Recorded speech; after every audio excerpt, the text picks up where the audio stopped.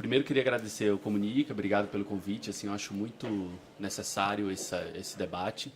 Sempre é, na verdade. Não só porque a Rede Minas vive uma certa crise, mas eu acho que TV pública precisa ser debatida sempre. E que bom que isso está acontecendo aqui na universidade, né? No campo onde a gente está aqui para pensar.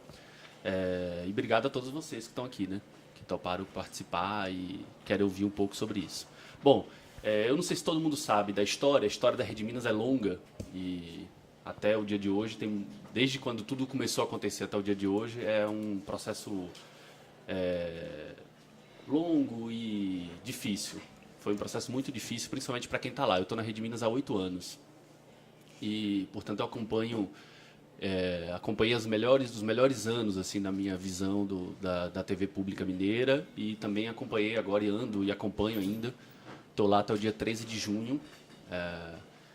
Portanto, eu acompanhei desde quando a ADTV entrou, que é a Associação de Desenvolvimento, que vocês vão saber exatamente o que é daqui a pouco, e até esse momento agora dessa mudança para o concurso público. E aí eu queria fazer um rápido histórico aqui desse processo, para vocês entenderem um pouco o que aconteceu nesse último ano, né? A partir de maio de 2013 foi quando as coisas começaram a mudar lá na TV. E acho que é importante vocês saberem disso, para vocês conhecerem um pouco. Eu vou ser um pouco rasteiro em toda a história. Quem quiser depois algum detalhe maior sobre algum momento desse processo, a gente vai abrir para as perguntas e tal. Bom, eu fiz um roteirozinho aqui de falas. Em maio de 2013, a Rede Minas, um pouco antes de maio, a gente começou a ouvir um boato de demissões na TV. A gente não sabia exatamente porquê, nem sabia se isso era verdadeiro, inclusive não era confirmado e, até onde eu lembro, chegava a ser negado pela diretoria da emissora. E o fato é que em maio 51 pessoas foram demitidas e isso gerou o fim de 5 programas e, além disso, o arroxo mesmo nas equipes de alguns outros programas que se mantiveram, mas que foram reduzidas, a equipe, enfim. Foi um primeiro baque assim, para todo mundo. A gente ouvia uma história que ia ter demissões, e quando elas aconteceram, foi muito significativo para quem estava lá e para quem trabalhava. Muita gente que saiu nessa leva de 51 pessoas eram pessoas que acreditavam muito na televisão, que acreditavam muito no que faziam ali. E hoje eu percebo que isso é tão importante quanto conseguir desenvolver de fato um bom trabalho. Nesse momento, a ideia de um concurso público ainda não existia necessariamente. Então, o que a gente ouvia era que essas emissões tinham acontecido por um corte mesmo, uma redução de custo na emissora. No dia 10/6 de 2013, a Assembleia Legislativa de Minas Gerais ela votou a Lei 20.710/2013, que é a lei que instituiu a criação do concurso público. E aí sim passou a ser uma pauta e uma discussão constante para a gente, né? De fato, vai existir um concurso público na emissora. Esse projeto de lei, na verdade, ele determinava que poderia ser criado 388 novos cargos para a emissora. E a decisão naquele momento, a decisão do governo, da Secretaria de Cultura, era que desses 388, isso virasse 203, que fazia parte de um processo de redução mesmo. Assim. Eles não quiseram usar todos os cargos que eles poderiam, ou seja, isso manteria, basicamente, a quantidade de funcionários que já existia na época na TV. Ou seja, a partir daquele momento a gente percebeu que já haveria uma redução, independente de ser concurso ou não ser concurso e tal. E naquele momento, por que tudo isso aconteceu? Acho que é importante também vocês saberem. Isso foi uma decisão, na verdade, do Ministério Público do Trabalho e do Ministério Público Estadual, que entenderam que a atividade fim da Rede Minas, que é fazer conteúdo, produzir conteúdo para a televisão, jornal, os programas e tal, esse conteúdo não poderia ser produzido por uma empresa terceirizada. Era isso que acontecia na TV. Em um determinado momento, Israel vai poder falar um pouco sobre isso, o governo decidiu contratar uma associação que ia gerir o processo de televisão pública, o processo de construção do que entraria na grade. Eles entenderam naquele momento que isso era importante porque eles achavam ineficiente que servidores públicos atuassem em uma profissão que demanda tanto cuidado, demanda tanta hora extra, demanda tanto, enfim, o entendimento deles naquele momento. E o Ministério Público entrou com ação e a Rede Minas teve que fazer o concurso público. Apesar de que a mim me parece muito conveniente que naquele momento isso acontecesse. Assim, o governo já queria reduzir, de repente agora vai ter que ter concurso de 388 vagas, isso passa a 203, enfim, é uma certa conveniência tanto para o Ministério Público do Trabalho quanto para o governo naquele exato momento. De todo modo, o governo dispensou aí, nesse processo, 185 pessoas que poderiam ter sido também concursadas, ou seja, o concurso poderia abrir vagas para 388 pessoas e, na verdade, abriu só para 203. Nesse mesmo momento, o governo criou 110 cargos comissionados, que são cargos de confiança do governo. E quando isso aconteceu, a gente começou a perceber que existia uma certa falácia nesse processo de concurso, porque se são 203 funcionários concursados e 110 comissionados, a gente poderia dizer que 1/3 de gente que vai estar ali vai ser pessoas indicadas pelo governo.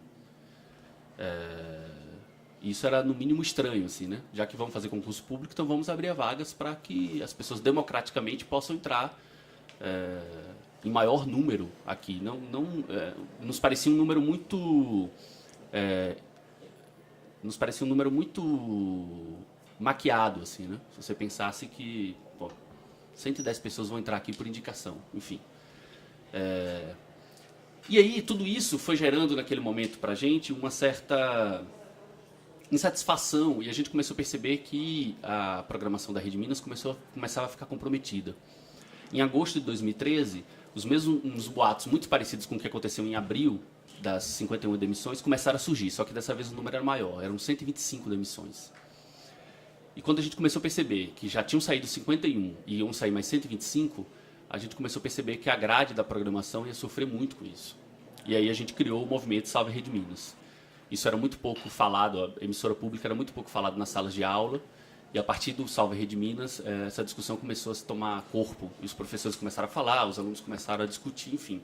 Enfim, naquele momento, a sociedade civil, a artística, começou a perceber que, de fato, existia um problema na Rede Minas e que a gente precisava lutar por ela. E essa luta aconteceu, assim, e foi muito bonita e foi muito verdadeira. Foi um momento muito intenso para todo mundo que participou daquele processo. E isso resultou na desistência do governo das 125 demissões. Qual que era a nossa reivindicação lá? Era que o concurso acontecesse, mas que as demissões da grade só acontecesse depois que os novos concursados entrassem. A ideia era essa. Beleza, vamos fazer a mudança, mas aí vamos primeiro entrar as pessoas novas, os concursados, e aí depois saem os antigos funcionários, enfim. E naquele momento isso de fato aconteceu. O governo definiu que não haveria demissões, ou pelo menos as 125 demissões elas não existiriam e tal. Na época, isso é importante, o governo de Minas soltou uma nota onde ele dizia o seguinte: o governo de Minas, por meio da Secretaria de Estado de Cultura, informa que não haverá demissões na Rede Minas em decorrência da mudança do modelo de gestão da emissora até a conclusão do processo de concurso público. Isso é uma nota do dia 5/8 de 2013. O Salve Rede Minas se sentiu vitorioso, assim, e para muita gente isso foi muito significativo. Enfim, a gente tinha conseguido, de algum modo, manter a programação da emissora até o processo do concurso se dar. O tempo foi passando, a gente foi se convencendo de que, de fato, a Rede Minas iria mudar, e isso nos levou a uma certa calmaria, assim, durante um bom período, até abril desse ano, quando, de fato, os boatos das demissões voltaram a acontecer. Em maio, de abril para maio, outros 6 programas já caminham para acabar. Alguns deles, inclusive, já acabaram. Algumas pessoas, inclusive, já saíram da TV. Isso contradiz um pouco o texto do então governador Anastasia, né? O que nos mostra que o que ele nos disse aqui, o governo de Minas garantia que até a conclusão do processo do concurso público não haveria demissões, era uma mentira. As demissões estão acontecendo. E isso vem diretamente prejudicar a grade de programação da emissora. A gente já perdeu alguns programas importantes da grade e vai continuar perdendo. E aí eu vou trazer alguns números para que vocês entendam as mudanças que isso vai gerar na emissora, e já está gerando e vai gerar agora em 2014. O primeiro deles é que em 2011, a Rede Minas ela produzia 24 programas, fora os jornais, fora os jornais diários e tal. Com a mudança agora em 2014, esses 24 programas serão reduzidos a 8 programas. Em 2011, a gente tinha na nossa grade local 50 horas de produção semanal. A gente produzia, em Minas Gerais, 50 horas na semana. Em 2014, isso vai reduzir a 10 horas. Até abril desse ano, a programação, na Rede Minas a gente separa a diretoria de programação e a diretoria de jornalismo. A programação é aquela que produz os programas como o Diverso, como o Brasil das Gerais, né? Em 2014, essa grade da programação, em abril de 2014, ela produzia 15 horas semanais. E agora ela vai passar a ser 7 horas semanais. Eles vão criar 2 programas novos de culinária. Não que culinária não tenha uma importância, mas é estranho que nesse momento de uma crise da emissora, 2 novos programas de culinária entrem na grade. Enfim, o que eu quero mostrar para vocês é que todo esse processo da Rede Minas, nesse mais de um ano de mudanças na emissora, vem prejudicar diretamente a emissora, mas vem prejudicar quem as assiste, né? O público, quem está em casa e quem vê. Eu não estou nem falando de qualidade, gente. Não estou nem discutindo aqui que um programa é bom, é ruim. Eu estou falando de números mesmo, né? De dados e horas semanais, assim. A gente vai passar a retransmitir mais outros canais de outros lugares que produzem outra cultura, que falam de outros artistas e que trabalham com outras pautas, que não necessariamente são pautas do nosso interesse. Porque TV pública funciona muito assim, né? Na hora de um buraco, você abre o sinal ou da TV Brasil ou da TV Cultura, e aí você preenche sua grade com o conteúdo dos outros. Para encerrar minha fala, eu queria dizer que eu estou dizendo tudo isso para vocês, todo esse tempo, porque vocês precisam entender a importância da emissora, e essa emissora ela só se faz importante se todo mundo participar dela. Principalmente sociedade civil, sociedade artística. E para vocês que são estudantes, isso é muito importante que vocês entendam que existe fora do grande mercadão de comunicação também um mercado de comunicação pública. E que as emissoras públicas precisam cada vez mais de gente nova, com bons pensamentos, com ideias de experimentar, porque é lá que a gente consegue isso. É uma TV que a gente não precisa necessariamente de audiência, a gente não precisa se atrelar às lógicas de mercado, e a gente não deveria também se atrelar às lógicas de governo, aos pensamentos políticos, enfim. E eu queria encerrar essa fala falando um pouco dessa importância para vocês começarem a perceber a Rede Minas como um lugar onde pode ser um futuro profissional para vocês e que vocês podem colaborar muito diretamente e de uma forma muito importante para que aquilo lá chegue ao seu público, chegue ao nosso público, chegue ao público mineiro, ao público brasileiro, enfim, discutindo pautas importantes e relevantes para a cultura, para a educação. E eu acho que esse momento é o momento que a gente tem para voltar a botar a Rede Minas em pauta. O Salve a Rede Minas quer e precisa da ajuda de todos vocês para a gente voltar a ativar e a buscar justificativas, critérios e exigir que eles respeitem quem está do outro lado do televisor, né? Quem assiste a Rede Minas. Tá bom? Cláudio.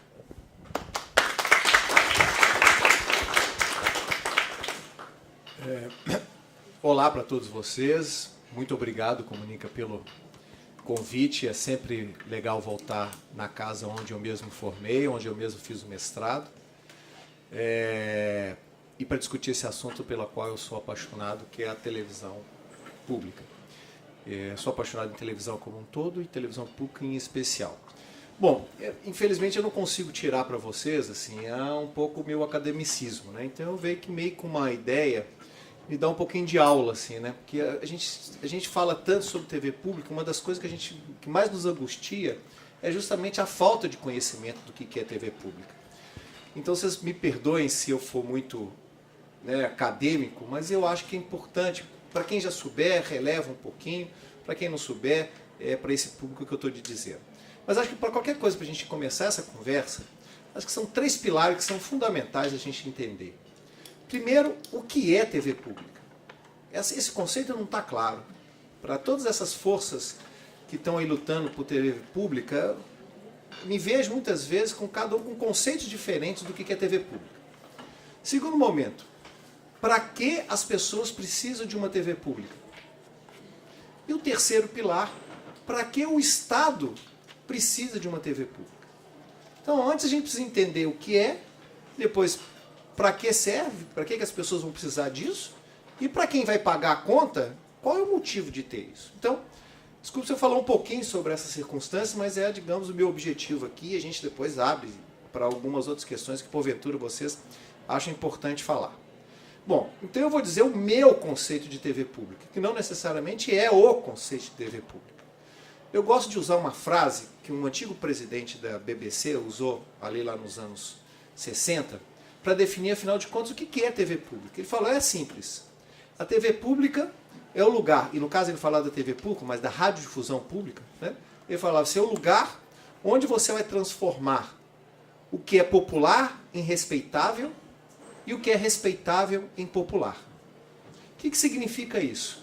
Significa que, por exemplo, uma orquestra sinfônica, que supostamente está nesse critério do respeitável, né, que é uma coisa meio elitizada, ele deve ser levado ao meio de comunicação abrangente, como a TV, para que todas as pessoas possam usufruir do que é uma orquestra sinfônica, né? E ser decodificado esse processo, para que as pessoas possam curtir e possam ver o que é a orquestra sinfônica e não se restringir apenas aos grandes teatros.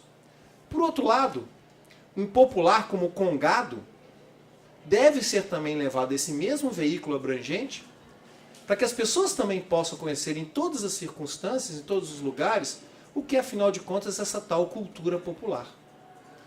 Portanto, a TV pública tem essa principal função de juntar toda essa variedade, e não é à toa que eu me sinto aqui feliz de estar justamente do lado da equipe da Diverso, do programa Diverso, que entende exatamente o que eu quero dizer, porque eu acredito que essa é a principal função de uma TV pública. Uma TV comercial, e volto a dizer, eu sou apaixonado por televisão de qualquer jeito, e sou inclusive apaixonado pela TV comercial também, brasileira especificamente, que eu considero a melhor do mundo.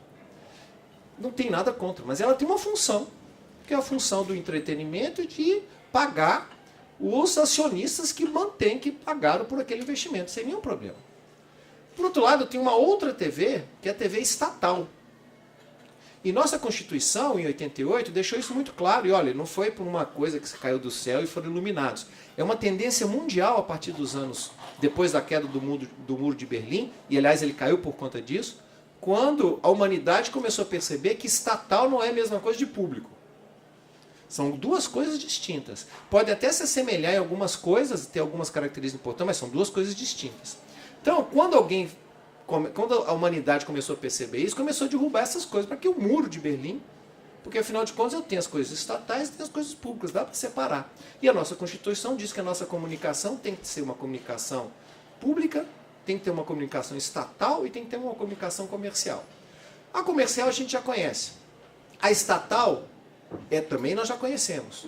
TV Cultura, deixo bem claro para vocês a opinião, como eu costumo falar em sala, né, do tio Cláudio. A opinião é, nós não temos TV pública nesse país. Portanto, é difícil que a gente possa conhecer que tem uma TV pública. Nós temos TVs estatais. E algumas TVs que se aproximam do conceito de TV pública que eu vou dizer daqui a pouco. Né? Então, o estatal, eu acho também que precisa de existir a TV estatal. Se nós não tivéssemos a TV estatal, TV Câmara, provavelmente a gente não teria uma mudança política no país em relação a como que esses políticos atuam. Então a TV estatal, que é a TV Câmara, é extremamente importante. A NBR, enquanto uma TV estatal que vai colocar as informações sobre o governo para todas as pessoas, é extremamente importante, porque se ela for pagar por tudo que ela precisa veicular, né, aí que não tem dinheiro para nada mesmo. Voltamos então ao nosso caso. Então, o que é uma TV pública? Então, se eu tenho TV comercial, obviamente eu estou fazendo isso muito simplificadamente, né? A TV comercial ela tem então como objetivo o entretenimento e ela tem como objetivo, por outro lado, a sua gestão é pagar os acionistas que tiveram investimento. Ok. A TV estatal vai atender o governo de então. Né? Quais são os projetos do governo de então? E a TV pública, portanto, ela vai voltar para os interesses públicos, que porventura não sejam atendidos nem no Estado e nem no comércio. Eu fico muito tranquilo em usar uma semelhança que vai fazer, espero fazer ficar claro para todo mundo. A nossa saúde é uma saúde pública. Nossa educação é uma educação pública. E como o Estado toma conta dessa diferença? No caso da educação, nós estamos aqui para isso, né? Vocês estão aqui, olha, significa que ele não dá conta, o Estado não dá conta de tomar conta de toda a educação. Então o que ele faz? Ele pega o comércio e fala o seguinte, olha, toma conta de uma parte dessa educação para mim. Em troca você vai poder cobrar mensalidades, ter lucro, etc. O Estado não é a universidade que nós estamos aqui, hein?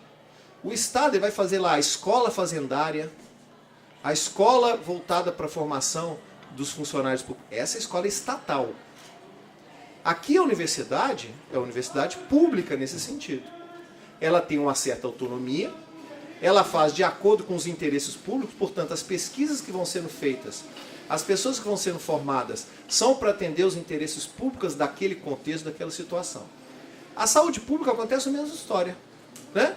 Eu tenho lá, eu não dou conta de tomar conta de toda a saúde, então eu vou terceirizar, vou botar hospitais privados, e à medida que as pessoas vão sendo atendidas, vou repassar ou você pode adquirir dinheiro com isso. Também não vou dar conta de ter hospitais estatais, eu vou ter ligados a universidades ou coisas assim, então eu vou fazer algum tipo de projeto público.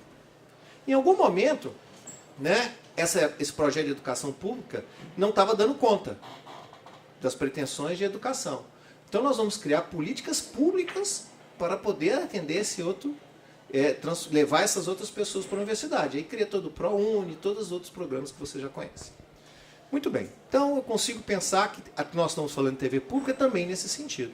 Eu tenho uma TV estatal, eu tenho uma TV comercial, e onde raios está essa TV pública? Né?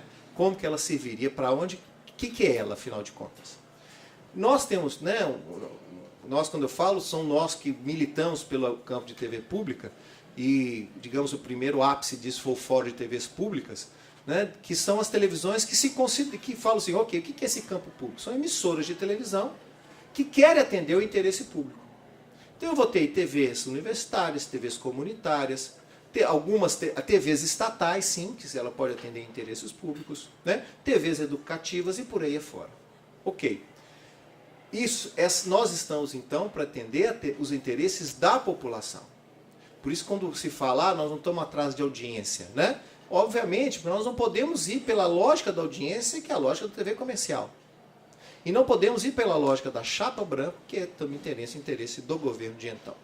Então, para ser TV pública, eu tenho que agregar alguns conceitos do que é público. E eu vou usar mais uma vez o exemplo lá da saúde pública e da educação pública. A primeira de todas, ela tem que ser abrangente. Portanto, é uma televisão que vai atender tanto aqueles que querem ver orquestra sinfônica, como aqueles que querem ver congado, ou como quem quer ver uma novela. Sim, obviamente que essa novela ela vai ter aspectos diferenciados da TV comercial, ela vai estar talvez atendendo alguma questão, né, social que naquele momento a sociedade discute. Mas ela vai também, a ideia de entretenimento também. Entretenimento não foge disso. Né? Também tem que estar lá, as pessoas querem ver televisão para ter também como entretenimento. Então mas tem que pegar todo mundo. Uma vez uma pessoa da TV Cultura fez uma comparação que eu achei maravilhosa. Assim. Alguém falou o seguinte, olha, mas outro dia nós transmitimos a Orquestra Sinfônica e deu traço na audiência. Quanto que deu esse traço? Ah, deu 0,5 da audiência. Então tá bom, quanto que é 0,5 da audiência em São Paulo? 0,5% da audiência de São Paulo são 30 mil lares. 30 mil lares, se a gente colocar 4 pessoas por cada lar, vai dar então 140 mil pessoas. Significaria que eu teria ali 2 morumbis assistindo a Orquestra Sinfônica ao mesmo tempo. Qual lugar comporta em São Paulo para eu colocar uma orquestra sinfônica para assistir? Portanto, percebam que essa coisa da audiência, ela é extremamente importante, porque a gente não pode se ater aos números. Então, nesse sentido, foi um projeto de TV pública. Levou essa orquestra para um monte de gente que certamente não poderia pagar o ingresso ou estar lá para poder fazer isso. Isso a gente pode colocar para o Congado e para todas as outras coisas. Então, não quero tirar a importância da audiência, mas relativizar que ela é importante, mas ela tem, né, a gente tem que ver a questão dos números aí também. Portanto, então, tem que ser para todos. Outra coisa, ela tem que ser política. Cláudio falando então que a TV tem que ser política. Nós não podemos confundir política com político partidário. Político partidário é uma coisa. Agora, política tem que ser. O que é política? Política é posicionamento. É fazer cidadania. Portanto, se nós estamos agora discutindo o meio ambiente, que é uma coisa importante, ou a questão da eleição, isso tem que se refletir na grade. Esse debate tem que estar nessa televisão pública. Tem que estar politizada, no sentido de, inclusive, ter várias opiniões. Inclusive da quem a gente não gosta. Se eu tenho lá um sujeito que defende a discriminação, esse sujeito tem que estar na TV pública. Que é o que acontece muitas vezes com algumas televisões, né? Estatais. Só levo meus amigos. Por isso que ela também não é TV pública. Na TV pública eu tenho que levar meus inimigos também. O meu inimigo não é atendido no posto de saúde? Ele também não tem direito de também entrar na educação? Portanto, ele também tem direito de aparecer ele também na televisão. Isso é ser público. É difícil demais isso. Terceiro ponto importante do conceito de público. Ele tem que ter uma gestão pública. O que é uma gestão pública? Você ter mecanismo que as pessoas possam opinar e essa opinião não seja só consultiva. Que as pessoas possam falar e falar assim, olha, eu acho que deve ir para esse lado, para aquele outro, etc, etc. Sem que ser uma coisa muito, sei lá, muito fechada. Mas, obviamente, as pessoas têm direito de opinar. Acontece isso na saúde, que acontece. Nós temos o Conselho Nacional de Saúde, Conselho Estadual de Saúde, Conselho Municipal de Saúde. Na educação acontece a mesma coisa. Nós podemos aqui questionar se eles estão usando ou não, se eles estão funcionando ou não. Mas estão aí previstos. Qualquer política de educação, qualquer política de saúde tem que passar por esses conselhos. Hoje o grande questionamento não é nem em relação ao conselho. É como esse conselho é formado e como é que ele atua. Mas isso é ser público. É uma outra coisa, né? Então, essas características do que é público, elas teriam que estar refletidas nessa televisão. E a grande pergunta é, isso acontece? Não, não acontece.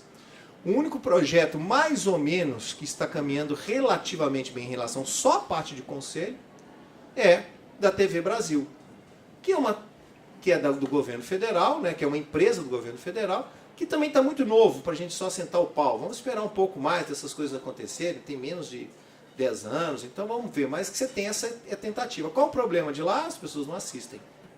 E aí é a tua história. Alguém tem que assistir, que isso também não vale a pena. Então, ok. Temos que ver, cada um imaginar o seu conceito, consultar Habermas e companhia, para saber que, afinal de contas, que público, que TV pública eu quero como conceito. Beleza. Segundo ponto. Para que as pessoas precisam de TV pública? Já não estão bem assistindo novela da Globo? Para que eu preciso gastar dinheiro, que já é difícil, para fazer uma TV pública? Pelo mesmo motivo, aí é a minha opinião, de que você precisa de saúde pública. Você precisa de educação pública. Porque você precisa, no mínimo, ter a segurança de algum lugar que você será atendido pelas suas necessidades. Hoje, as minhas necessidades de comunicação não são plenamente atendidas na TV comercial. Mesmo porque, deixemos claro, não é obrigação deles fazer isso. Também não é atendida para a TV estatal, mesmo porque também não é obrigação do Estado fazer isso. Eu preciso de algum lugar para eu poder me expor, para eu poder perguntar, ou para que eu possa saber de pessoas do que está acontecendo. A TV pública, portanto, ela tem que ser o lugar da diversidade, sem trocadilho, tá? Da diversidade do conteúdo de audiovisual. Nós somos seres audiovisuais.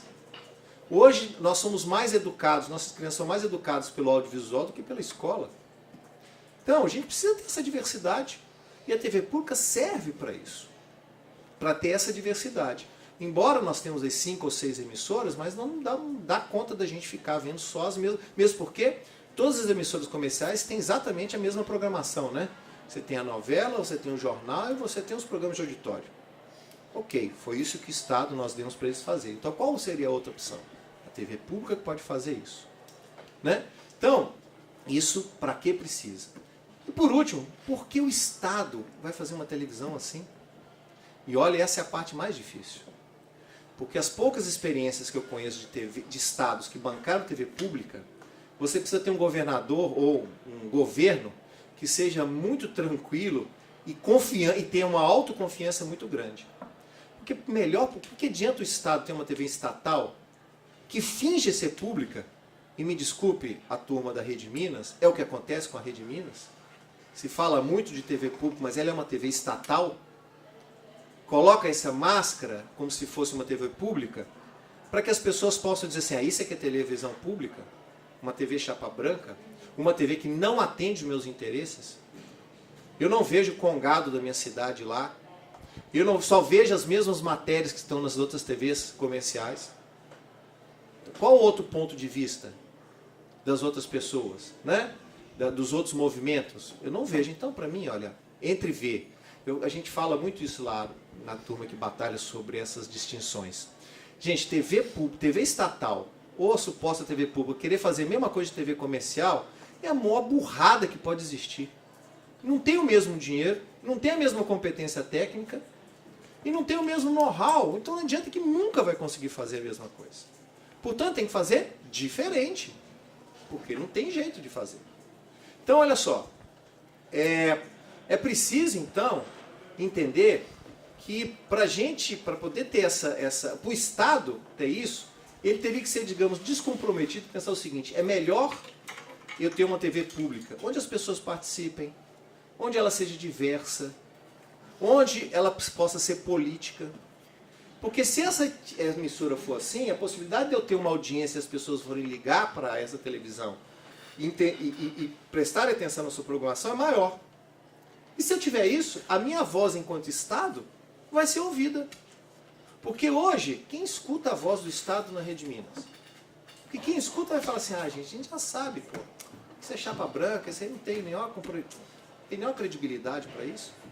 Agora, se eu tenho uma TV pública, onde as pessoas encaram, olham para aquela emissora e falam assim, caramba, ela me representa, e aí o Estado vai colocar vai poder falar lá e vai falar lá naquele espaço, a credibilidade é muito maior para o Estado. Porque hoje ele tem, se acontece qualquer escândalo que possa dizer aí, alguns justos, mas outros injustos, o Estado tem 20 segundos da assessoria de comunicação falando, por uma matéria que durou 5 minutos e meio. Isso é injusto. Qual o lugar que seria para ele poder dar a resposta adequada àquelas questões todas que são levantadas pelos outros meios de comunicação? Uma televisão que as pessoas pudessem assistir e ter credibilidade. Portanto, essa seria a função, digamos, essa que seria ali a melhor medida, porque o Estado precisa de uma TV pública. Porque ela também precisa ter uma voz de credibilidade, algum lugar que as pessoas possam ver. Lembra que eu falei que público é estar representando, né? Você tem que ter todas as forças ali, tem que ser abrangente. Uma dessas forças é o Estado. Também que ele esteja ali representado. Portanto, público é isso aqui que a gente faz. Estamos todos aqui conversando, batendo papo, daqui a pouco a gente abre para o debate, eu escuto, vocês me escutam, e a gente vai construir aqui, sei lá, uma consciência coletiva, alguns mais, outros menos, outros vão concordar, não vão concordar. Essa é a ideia do espaço público. Essa é a ideia de uma grade pública, de uma televisão pública. Né? Não só de um lado fazendo. Então, eu acho que até para a gente continuar, é sempre lembrar isso. Né? Nós temos essas 3 coisas que a gente tem que primeiro conscientizar com a gente, e qualquer que seja o projeto. Qual é o meu conceito de TV pública? Porque isso que eu estou dizendo, tem muita gente que não concorda. Acho que TV pública deve ser uma outra coisa. Esse é o meu conceito. É preciso construir um conceito de TV pública. Segundo, para que as pessoas precisam de TV pública? Se elas não se sentirem que precisam de TV pública, para que nós estamos gastando essa saliva toda? E terceiro, alguém tem que pagar essa conta. E quem vai pagar essa conta é o Estado. Portanto, para que o Estado precisa de uma TV pública? A gente precisa ter esses 3 pilares para a gente lembrar. Eu queria só complementar o que você falou, até para dar uma enrolada aqui para o Israel tomar uma aguinha também, se preparar. Gente, aí estou me dirigindo aos alunos de comunicação. Batalhem por uma coisa que a gente briga muito. Para mim é inadmissível cursos de comunicação não terem disciplina sobre comunicação pública. É inadmissível. Além de todos os dados que a gente pode dizer de questões filosóficas e teóricas sobre o que é comunicação pública, o que é público, etc, etc, etc, eu vou dizer na questão mundana prática. Hoje, a maior entrada de profissionais de comunicação na área de radiodifusão são nas emissoras públicas. As TVs comerciais não estão abrindo vaga. Segundo, quem está abrindo vaga são as TVs públicas, desse campo público que eu falei para vocês. Está abrindo TV Câmara em tudo quanto é cidade no país. As TVs Assembleias estão ampliando. TV comunitária você está abrindo num clique, então cada vez mais com recursos. TVs que a gente chama de instrucionais ou educativas. São TVs que são do Estado também, mas voltados só para a área da educação. Como a TV Anísio Teixeira na Bahia, TV Paulo Freire no Paraná, a própria TV Escola. Né? Todas essas emissoras públicas, né? TVs comunitárias, não, já disse isso, mas ou seja, estão crescendo muito precisando de gente. E estão pagando para isso. Ok. A publicidade, que é esse, digamos, esse lugar que a gente fala do mundano, etc. Gente, como é que pode o custo da publicidade não ter comunicação pública? O maior cliente de publicidade desse país é o governo. Dá de 20 em cima de qualquer Unilever da vida e passa o custo de publicidade inteiro sem entender o que é comunicação pública, ora bolas. É o maior cliente que se tem. Eu, obviamente, estou falando isso das questões mundanas, né, gente? Porque das questões da importância, porque a gente tem que entender comunicação pública, acho que eu não preciso dizer. Então, é fundamental e tem que sair de vocês. Caramba, não dá para fazer seminário de comunicação pública, não dá para fazer EPB de comunicação pública, eu vou fazer... Gente, tem que estar na grade. E eu estou pedindo ainda só uma disciplina, porque o ideal é que ele fosse uma questão transdisciplinar. Quando vocês discutirem o que é fazer pauta, como é que é fazer pauta na comunicação privada? É a mesma coisa de fazer na comunicação pública? Certamente que não. Fazer uma edição de um documentário para TV privada é a mesma coisa que para TV pública? Claro que não. E a gente não estuda isso na escola. Então deveria ser um tema transversal. E ele sequer é adotado. Em alguns só de vez em quando ali na teoria da comunicação, num professor que é mais engajado, né? Mas fora isso ele está fora da grade. Portanto, batalhem por isso. Se vocês querem deixar um legado legal para vocês, é conseguirem enfiar uma disciplina ou uma transdisciplinaridade de comunicação pública nos cursos de comunicação. Não é só jornalismo, não. Também tem que ter nas relações públicas, tem que ter no cinema, tem que ter no jornalismo, tem em todos os lugares. Tá legal? Fica aí o desafio e a gente depois continua conversando. Muito obrigado, viu? Basicamente